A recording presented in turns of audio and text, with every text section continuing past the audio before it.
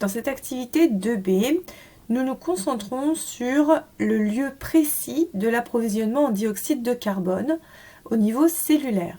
C'est-à-dire qu'on va se demander quel type de cellule chez la plante va être capable d'absorber le dioxyde de carbone présent dans l'air. Alors pour ça, il nous faut évidemment faire une observation microscopique. À l'œil nu, il sera difficile d'observer des structures au niveau cellulaire.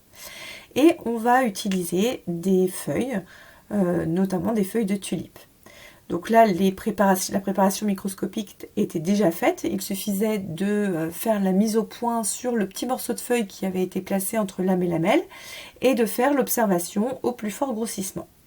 Vous avez donc observé dans un premier temps, au premier grossissement, ce type de structure avec des espèces de points noirs qui étaient au milieu ou entre des structures un peu plus rectangulaires. Donc, il fallait identifier que ces structures rectangulaires correspondaient aux feuilles, ici c'était du poireau que vous observiez pour cette photo, mais c'était des tulipes que vous aviez sous votre microscope. Et les ronds noirs que vous pouviez voir correspondaient aux structures que vous aviez appelées les stomates.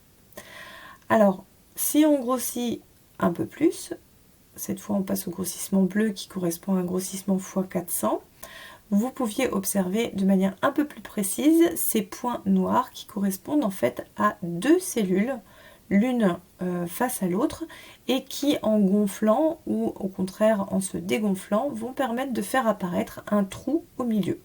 C'est cette structure que l'on appelle le stomate. Donc deux cellules et au centre un trou que l'on voit un peu mieux sur ce stomate là.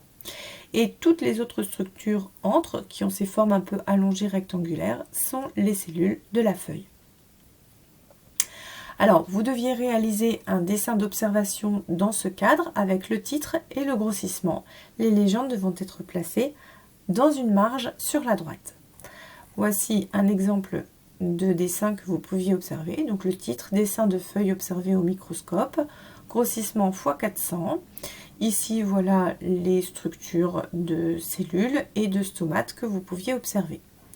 La légende, les traits de légende sont tracés bien droit à la règle. La pointe de la flèche montre précisément la structure que l'on souhaite légender.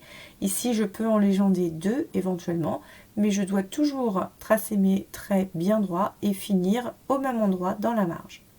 Le mot est écrit au bout de la flèche de légende. Donc ici, il s'agissait des stomates.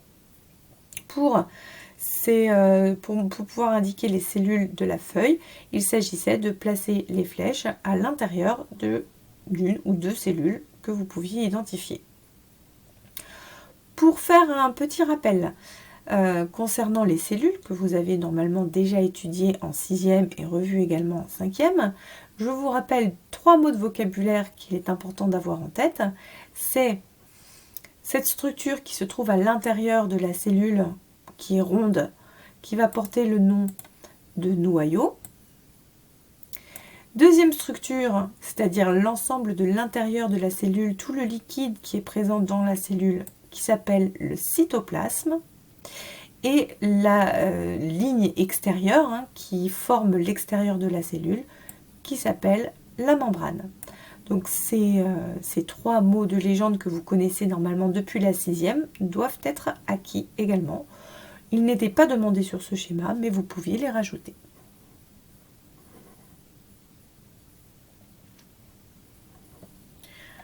Ainsi, pour répondre à la question, d'après tes observations, explique avec précision de quelle manière le dioxyde de carbone présent dans l'air pourrait entrer dans la plante.